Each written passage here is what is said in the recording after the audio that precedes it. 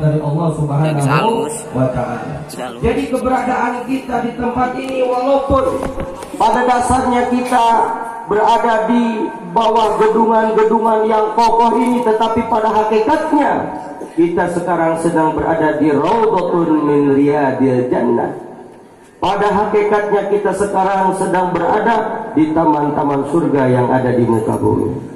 Maka oleh karena itu, marilah kita bersyukur kepada Allah Subhanahu wa Ta'ala, dan marilah kita berdoa kepada Allah, mumpung kita masih berada di Raudhatun min Riyadil Jannah, mudah-mudahan kita semua mendapatkan ilmu yang barokah. Amin. Mendapatkan ilmu yang bermanfaat, mendapatkan ilmu yang bisa mengenalkan diri kita kepada Allah, ilmu yang bisa mengenalkan kita kepada baginda Nabi besar Muhammad sallallahu alaihi wasallam, dan ilmu yang bisa memberikan manfaat, maslahat untuk diri kita, saudara kita, keluarga kita khususnya, dan umumnya untuk umat Nabi Muhammad sallallahu alaihi wasallam. Amin ya Allah ya Rabbal. Para hadirin wal hadirat, para santri dan santriwati yang dimuliakan Allah Subhanahu wa Ta'ala, di dalam memperingati perjalanan Isra dan Mi'rajnya Nabi besar Muhammad sallallahu alaihi wasallam, marilah kita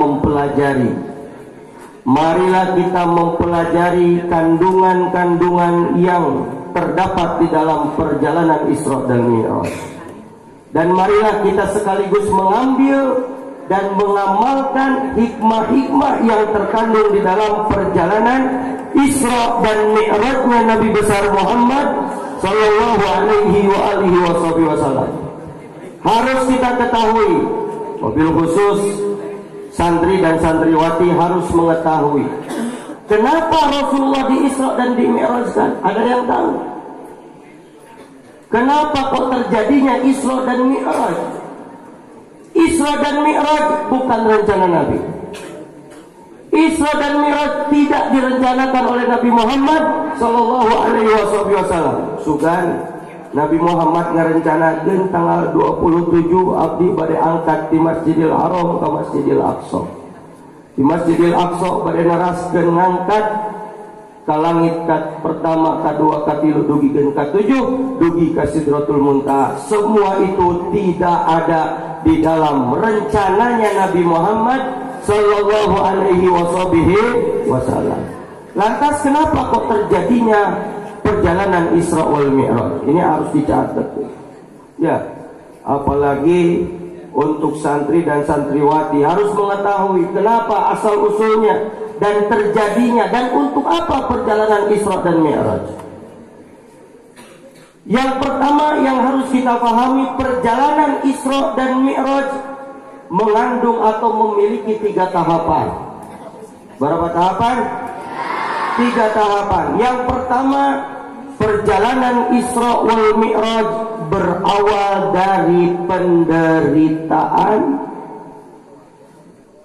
berawal dari kesedihan, berawal dari cacian, makian, hinaan, ancaman ketika Nabi menyebarkan agama Islam yang dihadapi oleh Nabi Muhammad sallallahu alaihi wasallam dengan penuh kesabaran.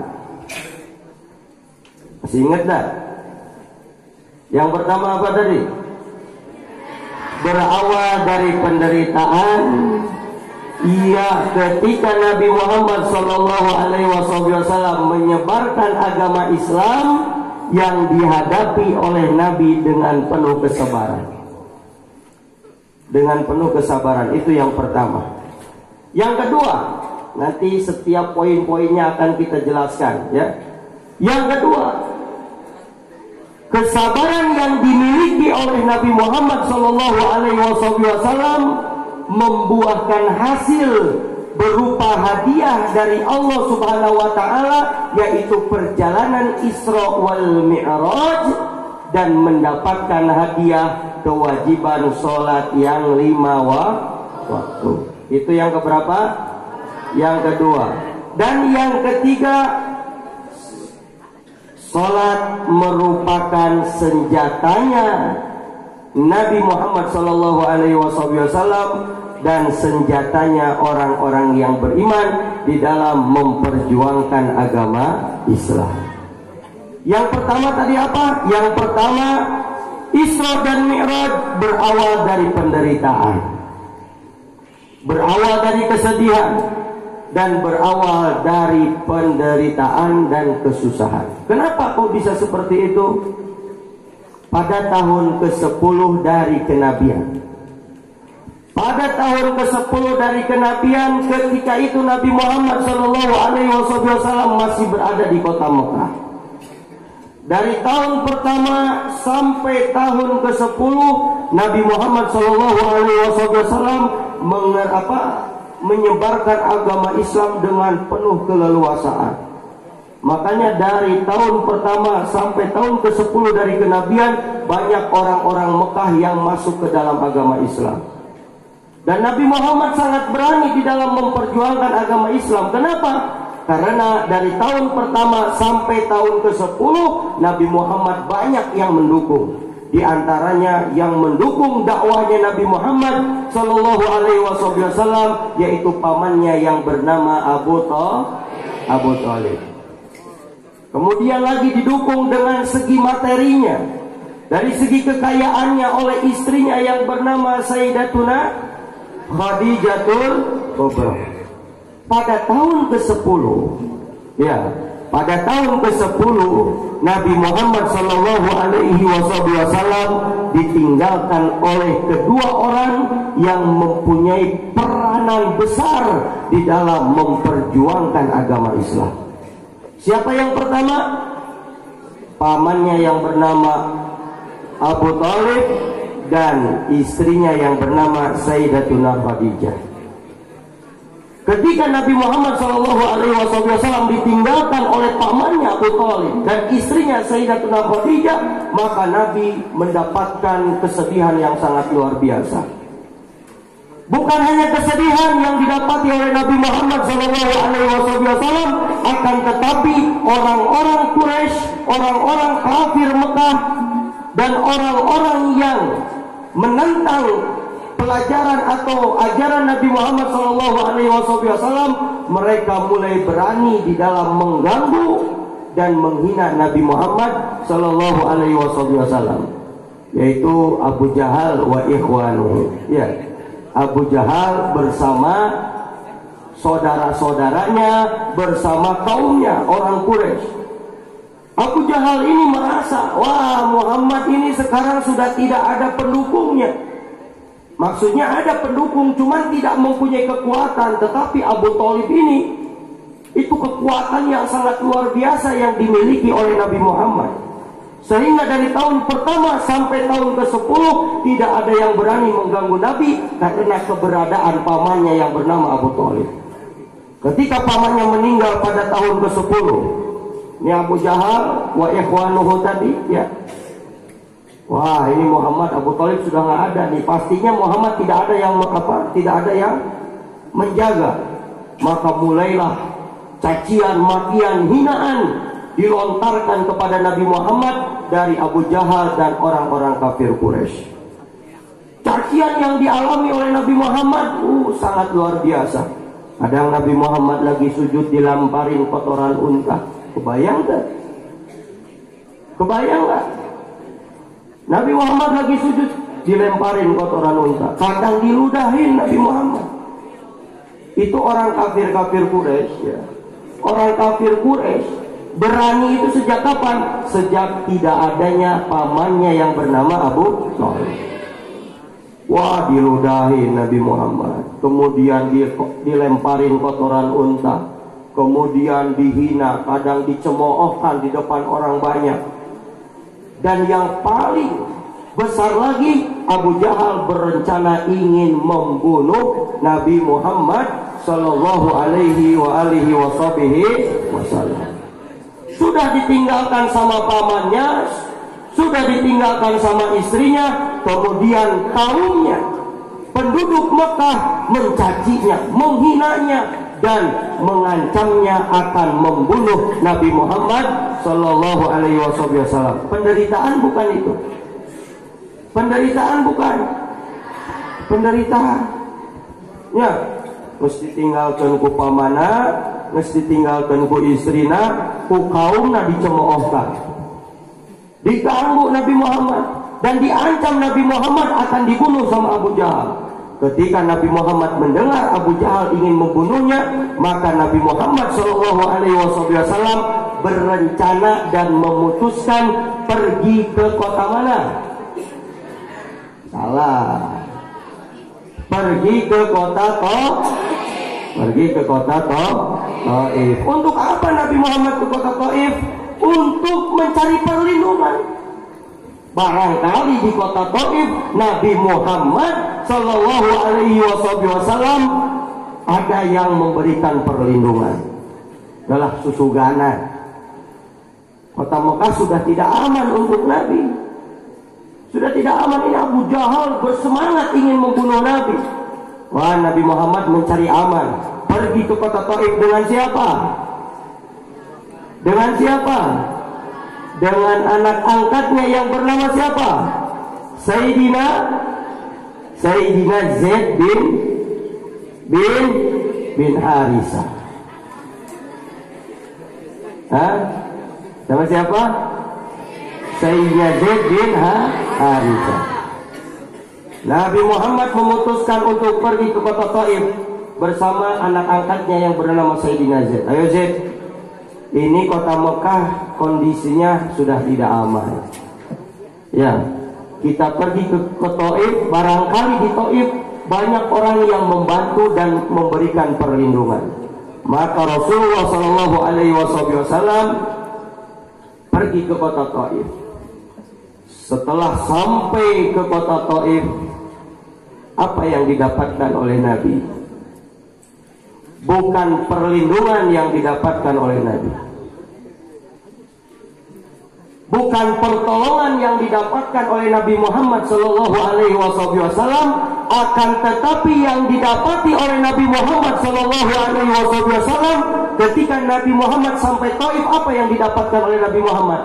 Cacian, makian, hinaan dan lemparan beserta usiran. Sok tekurang kumaha. Lihat dakwahnya Nabi Muhammad, perjalanan Nabi Muhammad di dalam menyebarkan agama Islam. Pergi ke kota Taif itu mencari perlindungan, tetapi sampainya ke kota Taif dilemparin sama orang Taif. Bukan saja orang-orang, tetapi anak kecil melempari. Preman-premannya, preman-premannya yang ada di kota Taif disewa sama masyarakat Taif supaya ikut melempari Nabi Muhammad Sallallahu Alaihi Wasallam. Dilempari Nabi Muhammad dan dikejar-kejar sama orang Taif dan diusir oleh orang-orang Taif sehingga kedua kaki Nabi Muhammad mengeluarkan darah. Penderitaan bukan? Kesulitan bukan? Bayangkan, ini perjuangan Nabi Muhammad di dalam menyebarkan agama Islam. Kita sudah berjuang sebesar apa untuk Islam? Kita sudah bisa memberikan perjuangan apa untuk Islam? Ya, alhamdulillah keberadaan kalian di pondok ini merupakan perjuangan yang luar biasa. Merupakan perjuangan yang luar biasa karena kalian yang akan menjaga kesucian syariat yang dibawa oleh Nabi Muhammad. Siapa lagi yang akan mengestafetkan syariatnya Nabi Muhammad kalau bukan santri dan santriwati? Siapa? Siapa yang akan meneruskan syariat Nabi Muhammad kalau bukan kalian? Siapa lagi? Makanya kalau kalian tidak benar-benar bisa memanfaatkan waktu di sini, lantas siapa yang akan memperjuangkan syariat Nabi Muhammad Sallallahu Alaihi Wasallam? Nabi Muhammad memperjuangkan agama Islam sampai mengeluarkan darah. Hari orang pernah mengeluarkan darah ketika ngaji. Ayah nutup bikin kagetihan deh ngaji. Dan pernah. Dan pernahnya pernah di Balai Dogan ngaji pernah. Ayah nu pernah ada? Ayah belah mana? Nu ayah di mana? Hah?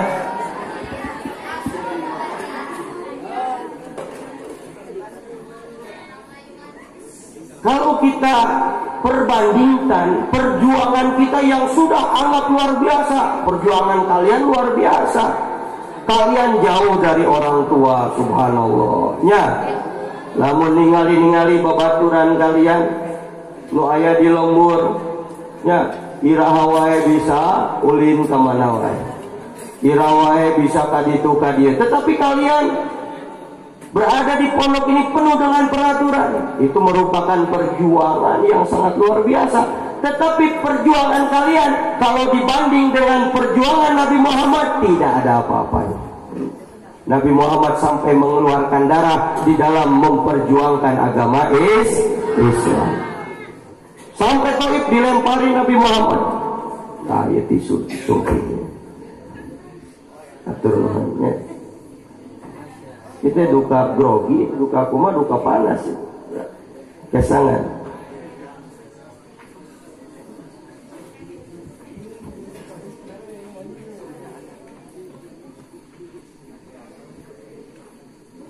Jadi setelah sampai Taif, Nabi Muhammad diusir dan dilemparin sama orang-orang Taif. Sampai Sayyidina Zaid bin Harisah ini saking perhatiannya kepada Nabi, Sayyidina Zaid menghalangi dengan punggungnya. Ya, dan tidak semua batu lemparan kena kepada badannya Nabi Muhammad, tetapi kebanyakan kena kepada Sayyidina Zaid bin Harisah. Walaupun kebanyakan sampai kepada badannya Sayyidina Zaid bin Harisah, tetapi Nabi Muhammad kedua kakinya berdarah karena lemparan batu yang dilempar oleh orang Taif. Maka Nabi Muhammad dikejar-kejar sampai pada akhirnya Nabi Muhammad lolos dari kejaran-kejaran orang Taif. Setelah Nabi Muhammad lolos dari kejaran orang Taif, Nabi Muhammad beristirahat. Nabi Muhammad beristirahat di bawah pohon. Ketika itu Nabi Muhammad kedua kakinya mengeluarkan darah. Penderitaan yang dialami oleh Nabi Muhammad menghadapinya dengan apa? Dengan kesabaran. Bukti kesabarannya apa? Ya, ketika Nabi Muhammad duduk di bawah pohon, tiba-tiba ada dua malaikat datang. Dua malaikat datang. Yang pertama malaikat Jibril, yang kedua malaikat yang menjaga gunung. Kata malaikat yang menjaga gunung, ya Muhammad, kalau perlu itu gunung saya lemparin ke orang Taif. Orang Taif sudah berlaku kurang ajar sama kamu. Saya nggak terima. Saya diperintahkan oleh Allah untuk memberikan tawaran kepada anda, kepada engkau ya Muhammad. Kalau engkau mau itu gunung saya lemparin ke orang-orang Taif. Tawaran dari siapa ini? Dari malaikat. Apa jawaban Nabi? Nabi Muhammad mengangkat kedua tangannya. Allahumma hdi qaumi fa innahum la ya'lamun. Ya Allah, berikanlah hidayah kepada kaumku, sesungguhnya mereka tidak tahu apa-apa. Dan saya berharap kepadamu, mudah-mudahan dari keturunan orang-orang yang melemparku tadi ada yang menyembahmu nanti di akhir. Subhanallah. Kesabaran yang luar biasa. Lamun urang kekayaan terpojok terus aya nawaran, saha nu ngajahatan ente ku orang datangan, kumaha urang tuh itu tuh ngajahatan orang tuh pangarahkeun pangabereskeun pan urang mah kitu. Ini Nabi Muhammad malah meminta yang terbaik kepada Allah Subhanahu wa taala. Ya Allah, mudah-mudahan keturunan mereka yang melempariku mereka menyembahmu nanti. Maka terbukti pada saat ini di kota Saudi Arabia, tempat yang bernama Taif atau kota yang bernama Taif, penduduknya mereka ahli ibadah. Kebuktian sekarang, ya, kebuktian sekarang penduduk Taif mereka luar biasa di dalam menjalankan syariat Islamnya. Di dalam adabnya sangat luar biasa. Itulah berkat doa Nabi Muhammad Sallallahu Alaihi Wasallam. Berapa lama Nabi Muhammad di tempat itu? Di tempat yang tidak ada makan, tidak ada minum, tidak ada rumah, kurang lebih 1 bulan. 1 bulan Nabi Muhammad di tempat yang tidak ada makanan, tidak ada minuman. Kenapa kok lama-lama di tempat itu? Karena serba salah. Karena serba salah. Mau ke Mekah Abu Jahal kerneana, dek balik ke Taif mespuguh Taif teu narima. Ya mau tidak mau Nabi Muhammad tinggal di tempat yang tidak ada tempat di situ. Tidak ada makan, tidak ada istri. Ya, cuman berdua dengan anaknya yang bernama Sayyidina Zaid. Kurang lebih 1 bulan. Sabar luar biasa Nabi Muhammad. Nah, kesabaran yang dimiliki oleh Nabi Muhammad sudah tidak ada yang bisa membandingi kesabaran yang dimiliki oleh Nabi Muhammad Sallallahu Alaihi Wasallam. Itulah merupakan penderitaan yang dialami oleh Nabi Muhammad, yang dihadapi oleh Nabi Muhammad dengan apa? Dengan kesabaran. Sabarkan Nabi Muhammad. Sabar. Tak ayeuna orang aplikasikan, orang terapkan di dalam kehidupan orang masing-masing.